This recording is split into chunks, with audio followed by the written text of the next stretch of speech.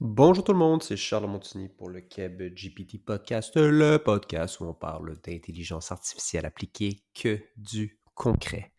Cette semaine, je vous parle de la saga d'OpenAI. J'avais pas nécessairement le goût de parler de ça cette semaine, mais bon, c'est assez fou ce qui est arrivé avec le renvoi de Sam Altman et bon, dans les dernières heures, là, il est de retour. Je ne vais pas divulgacher le podcast, mais il est bien de retour chez OpenAI. Donc, dans ce podcast, je ferai euh, un petit résumé, en fait, des événements depuis vendredi. Donc, si vous avez pas nécessairement suivi ça. Et même, puis en fait, si vous avez suivi, il est tellement arrivé de trucs que je vais commencer par refaire un petit résumé pour que tout le monde soit sur la même longueur d'onde. Et après ça, je vais réfléchir à haute voix avec vous à des questions qui me viennent par rapport à tout ce qui est arrivé. Donc voilà, un petit résumé avec une petite analyse. Et ça sera l'épisode de cette semaine. Allez! C'est le CapGPT Podcast. CapGPT Podcast. CapGPT Podcast. Hey! Donc, rappelons-nous les faits, si vous n'êtes pas au courant, vendredi dernier, le CEO, le PDG de OpenAI se fait renvoyer par le conseil d'administration. Et peut-être avant de commencer, là, je voudrais parler un petit peu de la structure qui est particulière de OpenAI.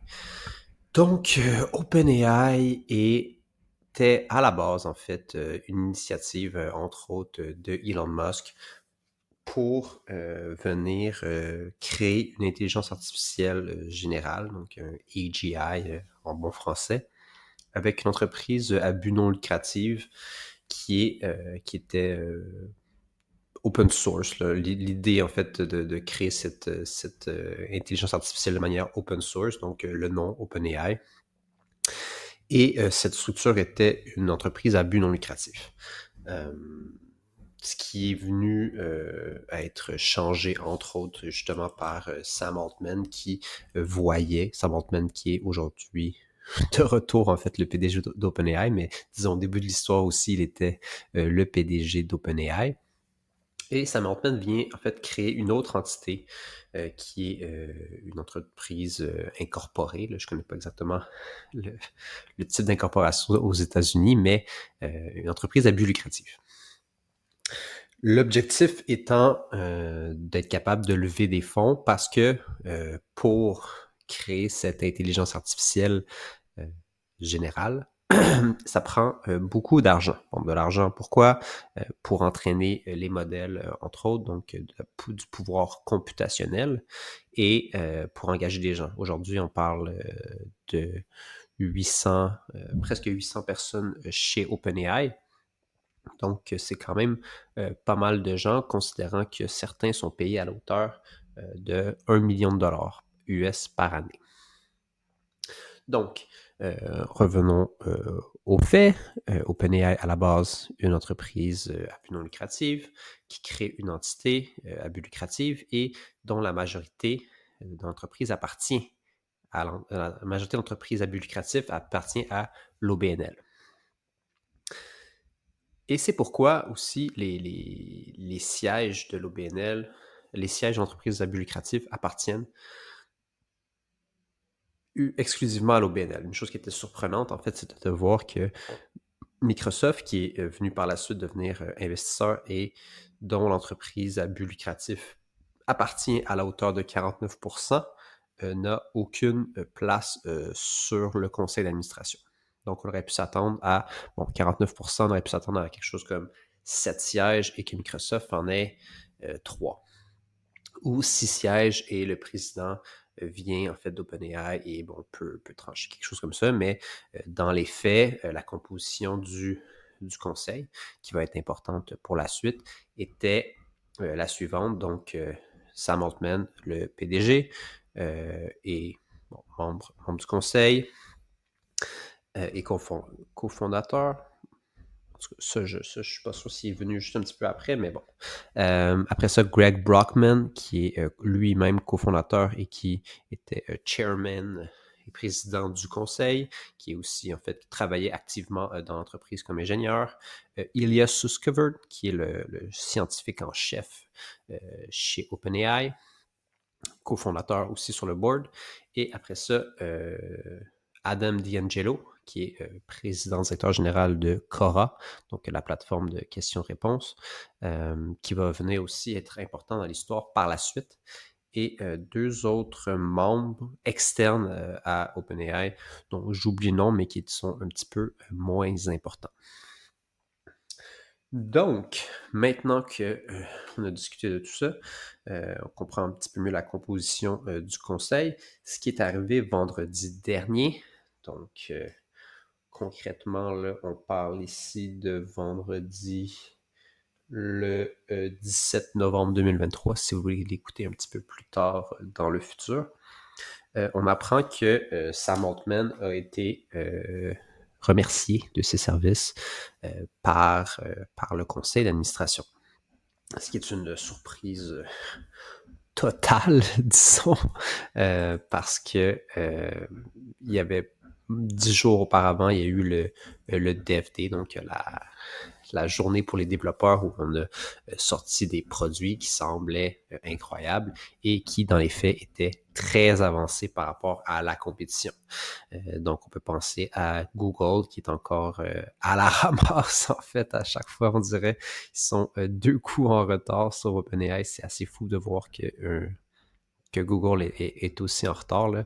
Petit aparté, je regardais ça parce que, bon, il s'est dit beaucoup de choses dans les derniers jours par rapport à OpenAI, mais dans les faits, leur modèle GPT 3.5 Turbo est potentiellement encore le deuxième ou le troisième meilleur, dépendamment comment on voit ça, mais le meilleur modèle disponible aujourd'hui serait probablement GPT-4 Turbo, donc la version qui a été déployée il y a 2 semaines. Durant justement ce DevD-là, GPT-4 par la suite, GPT 3.5. Donc, dans les faits, pour une entreprise qui veut utiliser l'API d'OpenAI pour construire des produits, on parle encore aussi de potentiellement les 3 meilleurs modèles disponibles viennent de OpenAI. Bon, ça peut être à débattre. Certains diront que Anthropics, donc l'entreprise qui a développé Claude, a un meilleur modèle. Ils viennent de sortir aussi 2.1 hier. Là.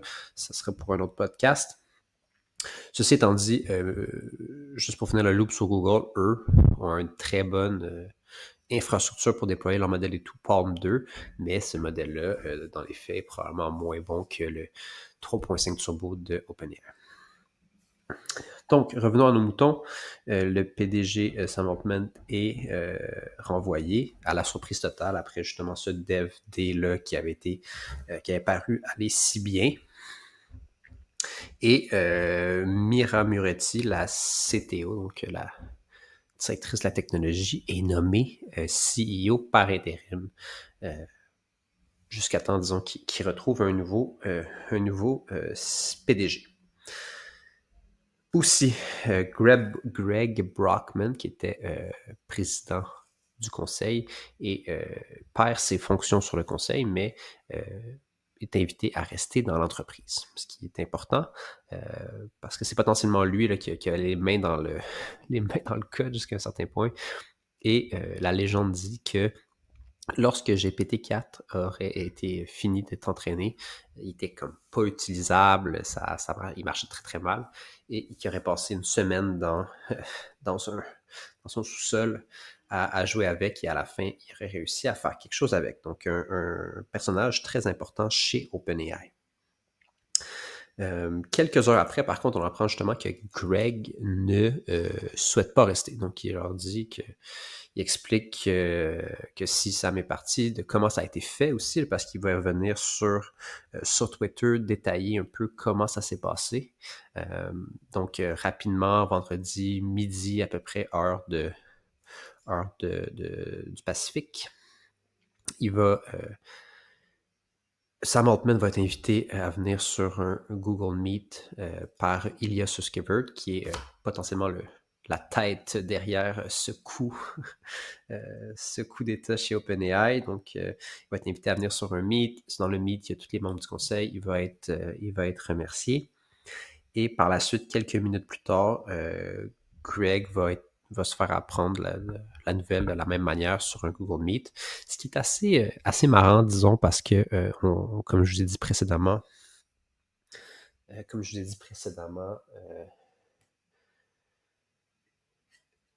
l'entreprise est détenue à 49% par Microsoft. Donc, on aurait pu s'attendre à ce qu'ils utilisent les services de Microsoft, mais non. Mais non, ils utilisent la suite Google pour leurs appels. Donc là, on est vendredi. On se dit, bon, ça va rester comme ça pour un certain temps. Et on verra dans les prochaines semaines qu'est-ce qui arrive. Mais non. Donc, ça part totalement en cacahuète durant la fin de semaine. Donc, rapidement, durant le week-end, on apprend en fait que le conseil demanderait à Sam Altman de revenir. Donc, même la nouvelle PDG, Mira Muretti, ne serait pas d'accord en fait avec la décision du board. Et disons samedi, dimanche, on a l'impression en fait que Sam va revenir comme PDG de l'entreprise. Par contre, coup de théâtre, lundi matin, au réveil, je vois que en fait Sam Altman et Greg Brockman auraient, d'après un communiqué du PDG de Microsoft, auraient accepté un poste chez Microsoft pour ouvrir un laboratoire de recherche là-bas. Donc, grosse nouvelle, rapidement, donc il se serait retrouvé une job. On s'entend qu'on n'est pas très surpris qu'il se retrouve quelque chose, mais j'étais un petit peu surpris que ça soit fait aussi rapidement. Aussi, lundi matin, nouveau CEO par intérim, donc la CTO n'a pas fait l'affaire et justement qu'elle a exprimé des mécontentements par rapport au conseil, un nouveau CEO par intérim, donc Emmett Shear, qui était en fait originaire, qui vient en fait de Twitch, donc qui avait été PDG chez Twitch et qui aurait peut-être un meilleur fit en fait avec les visions de où on pense que l'entreprise veut s'en aller. Et là, il faut que je fasse une autre petite aparté ici, parce que pour donner un petit peu de contexte aussi à d'où vient cette idée de coût potentiellement, là, et pourquoi ça a été fait justement juste après le DevD. Donc, chez OpenAI, de ce que j'ai appris dans les interwebs, il y aurait potentiellement deux factions, donc des gens qui veulent move fast and break things, comme on dit dans la Silicon Valley, donc un peu l'idée de genre on va développer quelque chose, on va le lancer au monde, puis on verra ce qui arrive, un peu la logique de toutes les startups, des startups technologiques, et une autre faction qui est beaucoup plus pour la sécurité, la safety du AI, parce que bon, donc on lance un AI, puis qu'il est super intelligent, puis qu'il nous tue tous, ça marchera pas pour le futur.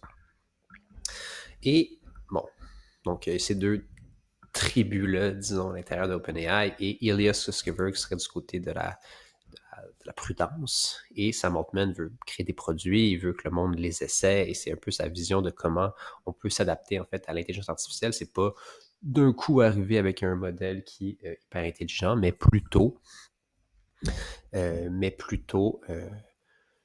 sortir des produits petit à petit, comme ils ont fait. Donc, on a pensé à il y a un an, ChatGPT, et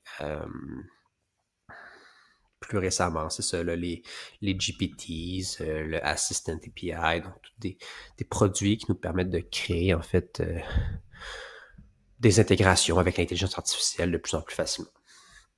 Par contre, du côté de la tribu prudente chez OpenAI, ça fait 1 an qu'ils ils sont contre tous ces produits-là et qu'ils sont contre le côté vraiment commercialisation de OpenAI.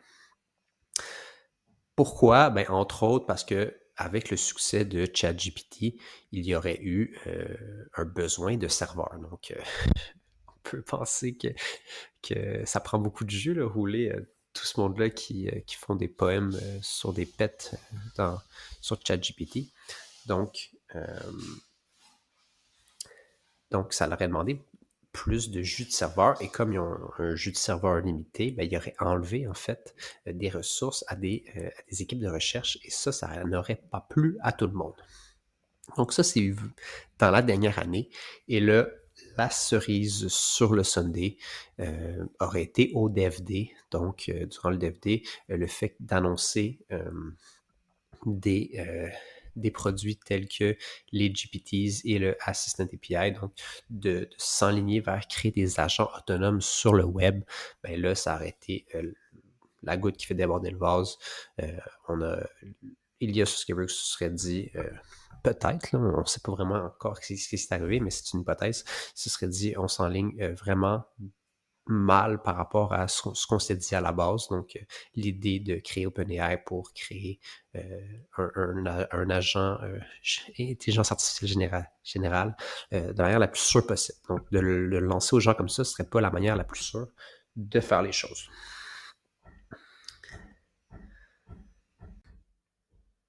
Donc, maintenant, reprenons nos moutons. On est lundi, c'est ça. Donc, Sam et Craig s'en vont chez Microsoft créer un nouveau lab. Le nouveau CEO par intérim et l'ancien PDG de Twitch. Et là, ça ne plaît pas à tout le monde. Donc, lundi, mardi, on a commencé à voir que beaucoup d'employés d'OpenAI, en fait, quittaient pour aller avec Sam chez Microsoft ou ailleurs. On a vu des gens chez Salesforce, entre autres, là, des managers aller demander à des employés d'OpenAI de venir dans leur lab d'intelligence artificielle. Donc, beaucoup de choses se tramaient, beaucoup de mouvements et plusieurs parlaient de la fin d'OpenAI, que c'était terminé et que ça allait tomber.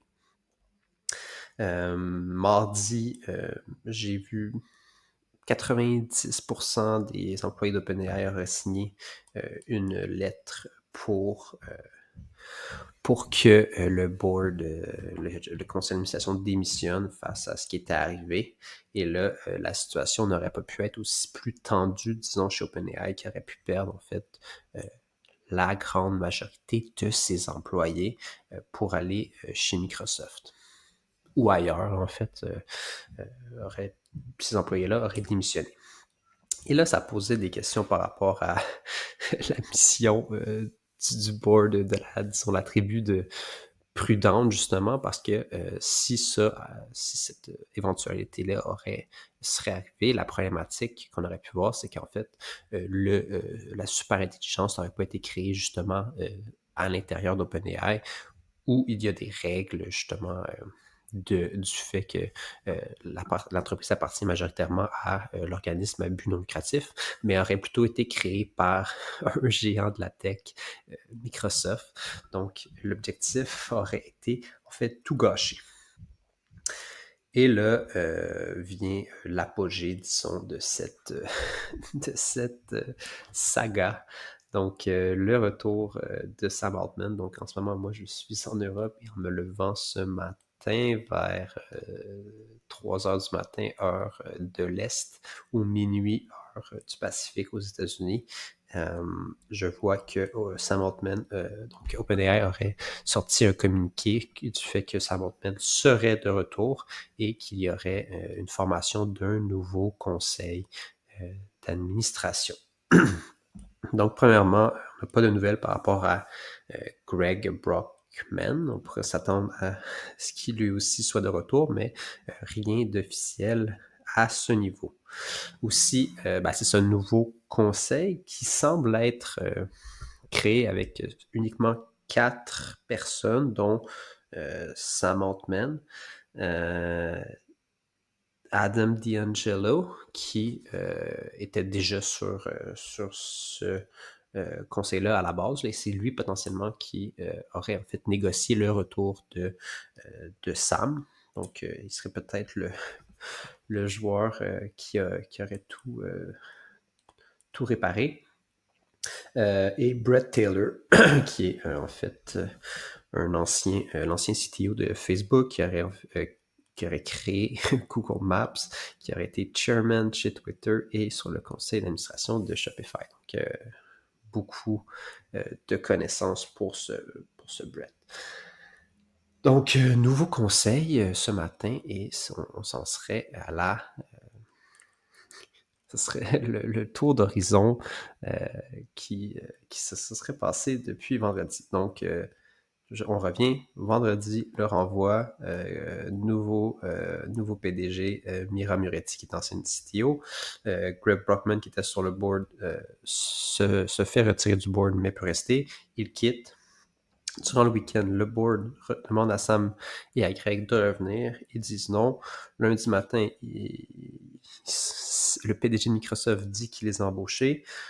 On rechange de CEO par intérim pour le CEO de Twitch. Mardi, la majorité des employés disent qu'ils vont quitter et qu'ils sont contre ce qui est arrivé. Ils demandent la démission du board. Finalement, mercredi matin, le retour de Sam. Donc, un 5 jours fatigant probablement pour le pauvre Sam Altman. Maintenant, ça amène des questions, tout ça, évidemment. C'est intéressant de voir le résumé parce qu'à quel point ça a été vite. Là, à chaque fois que je réouvrais mon téléphone, j'avais l'impression d'avoir une nouvelle qui sortait. Mais ça amène des questions quand même très intéressantes.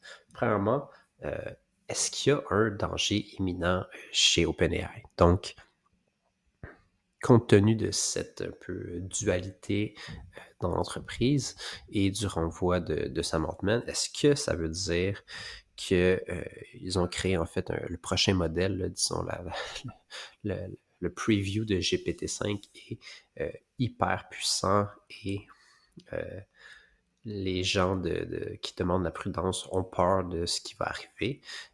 C'est une possibilité, évidemment, là, parce que on s'en va vers des agents autonomes, et si on prend des agents autonomes et qu'on connecte à ça une intelligence artificielle hyper puissante, ben on doit s'attendre à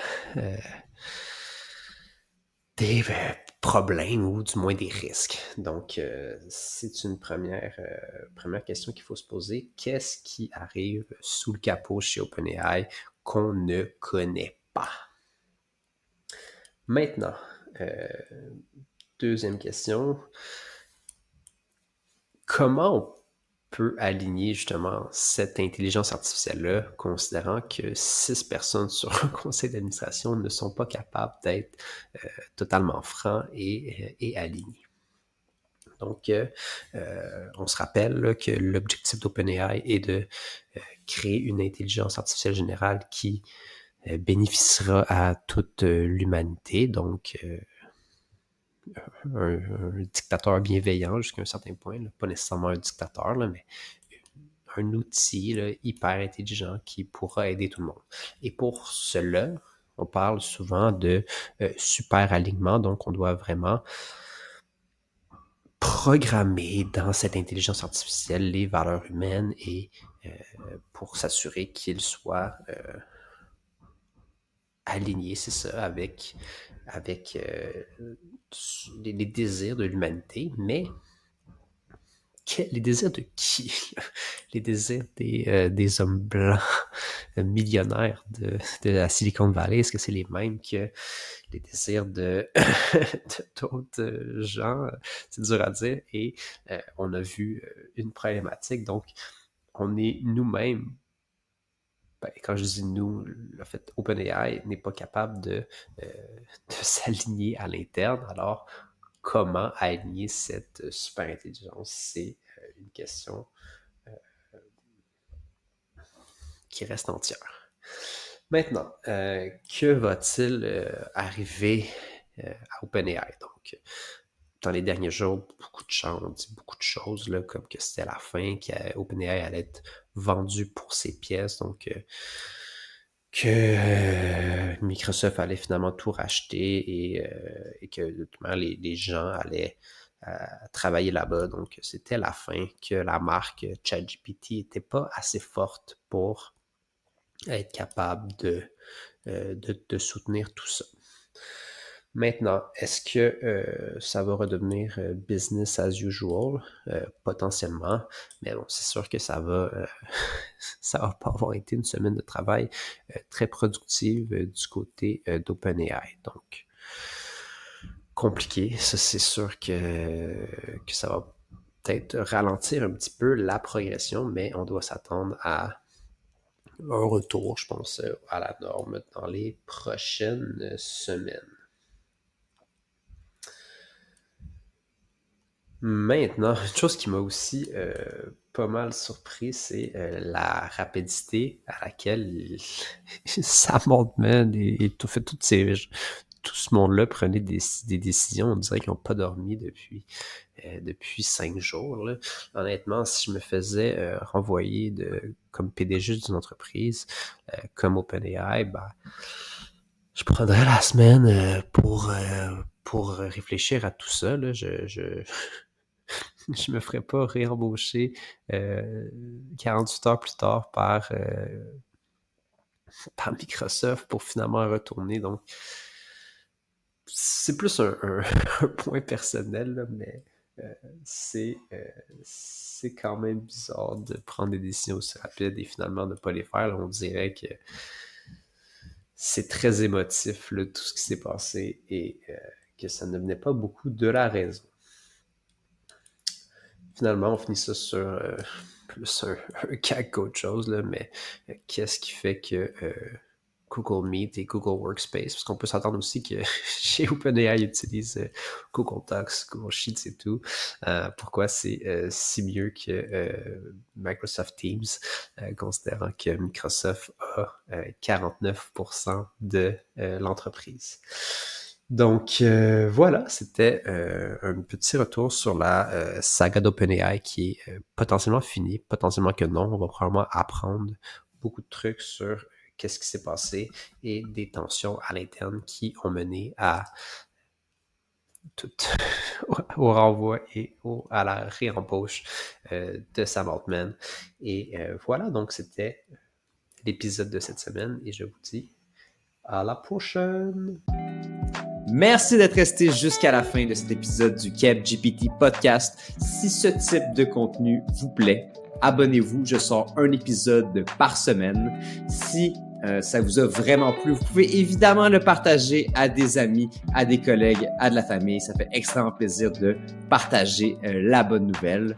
Je suis un peu le Jésus-Christ de l'IA. Ouais, pas vraiment, là, mais whatever. Finalement, si vous avez envie de développer une application basée sur les modèles GPT, l'intelligence artificielle générative, n'hésitez pas à me contacter. Visitez le www.kebgpt.com, donc QUEBGPT.com. Vous pouvez prendre rendez-vous avec moi directement pour qu'on discute de vos projets. Et sinon, je vous dis à la semaine prochaine, mercredi prochain épisode du podcast. Salut là!